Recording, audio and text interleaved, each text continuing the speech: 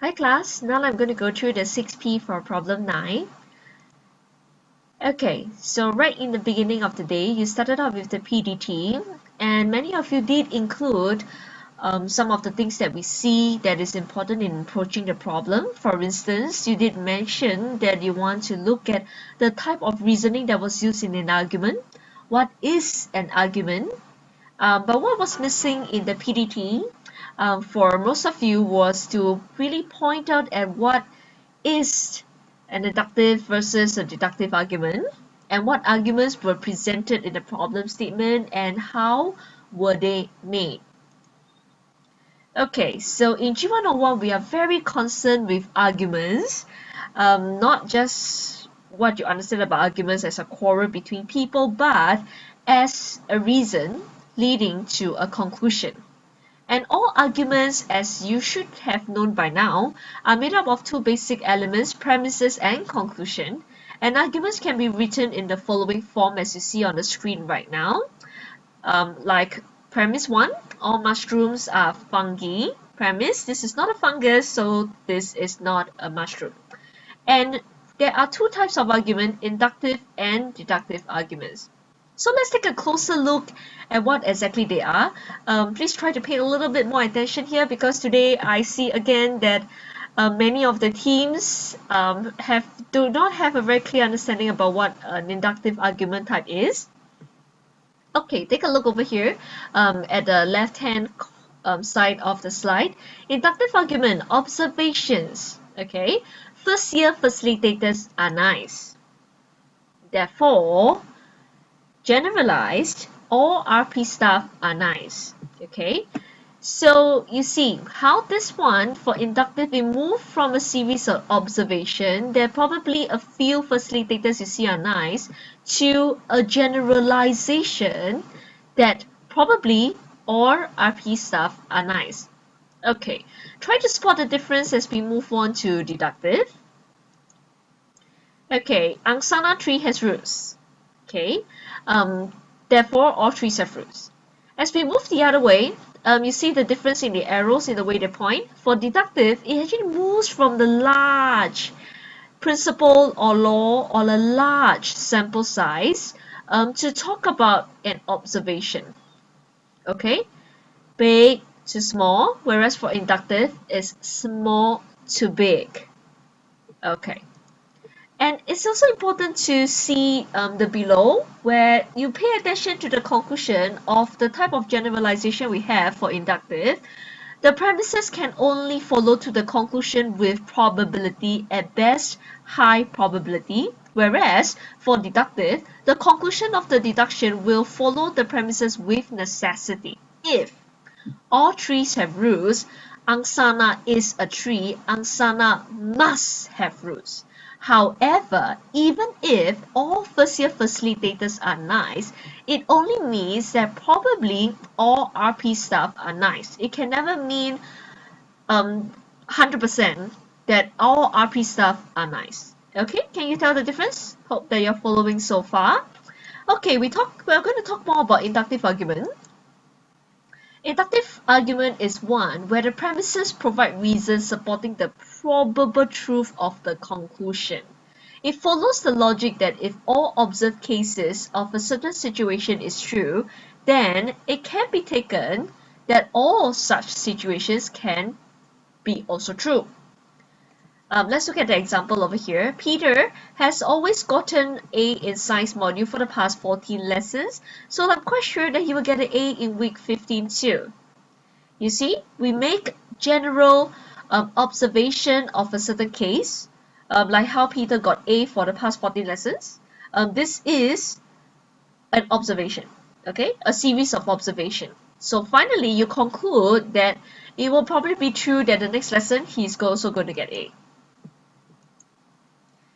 Okay, so inductive argument is actually a form of reasoning by taking numerous specific instances to create a general rule or to apply to a general population.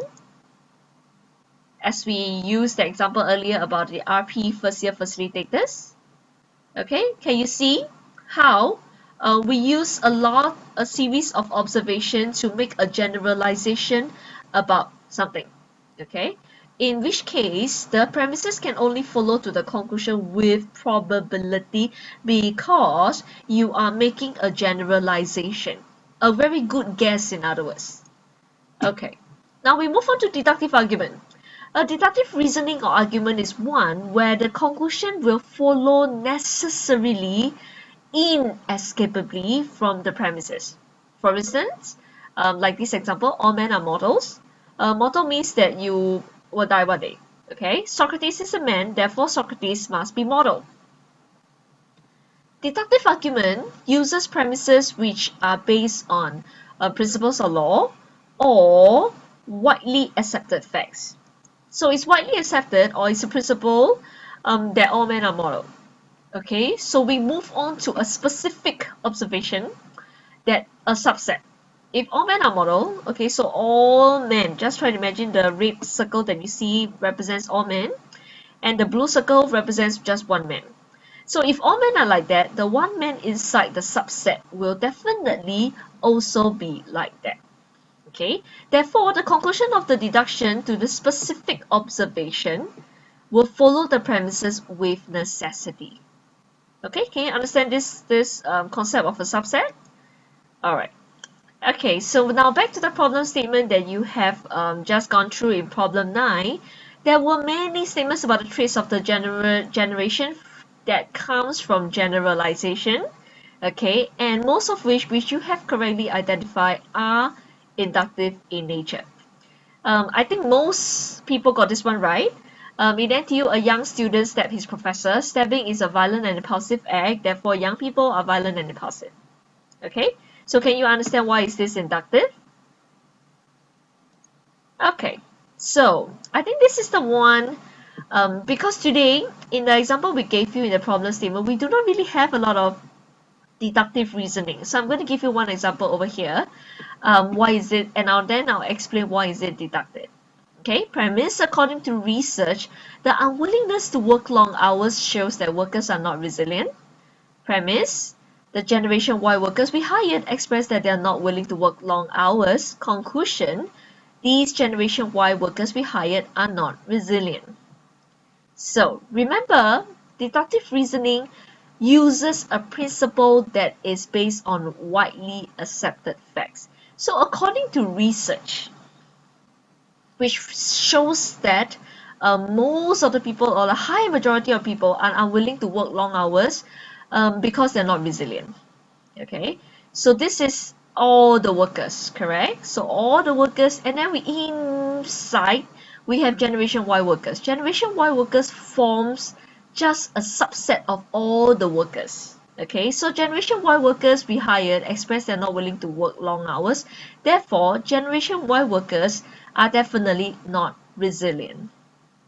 Okay, can you understand how the conclusion would then follow with necessity? Okay.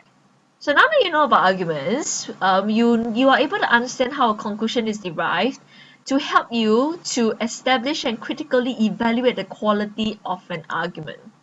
Okay, so by the end of this lesson, it's important that you are able to identify the premises and conclusion of a given argument, including any unstated premises. By these, we're referring to hidden premises. Quite a few of the teams didn't really point out at the hidden premises that were there. I hope that after the presentation, you were able to understand this better. And besides being able to identify premises and conclusion of any argument, you must also be able to differentiate between inductive and deductive arguments.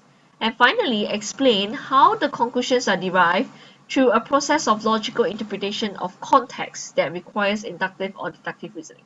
Okay, this could be a little bit too technical for you. Just understand that at the end of the day, how you're going to revise for UT is that first of all, you're able to identify premises and conclusion and you're able to write them.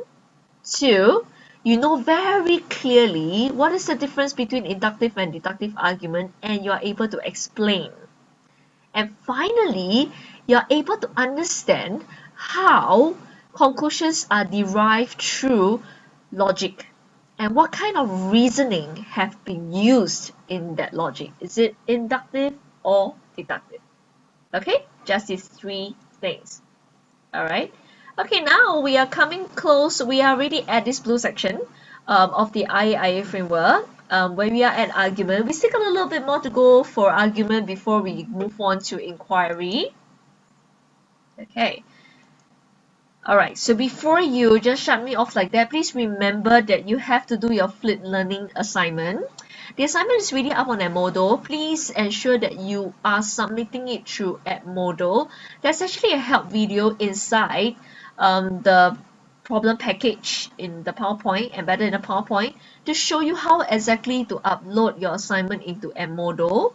Please submit it before the next class, which is actually on the 6th of January. Okay, so please do it by the 5th of January because the assignment is going to close and you cannot even submit anything after that on the 5th 2359. Okay, so please do your flip learning assignment. It's going to form part of your assessment, and have a great holiday. I'll see you back in January. Okay, that's it.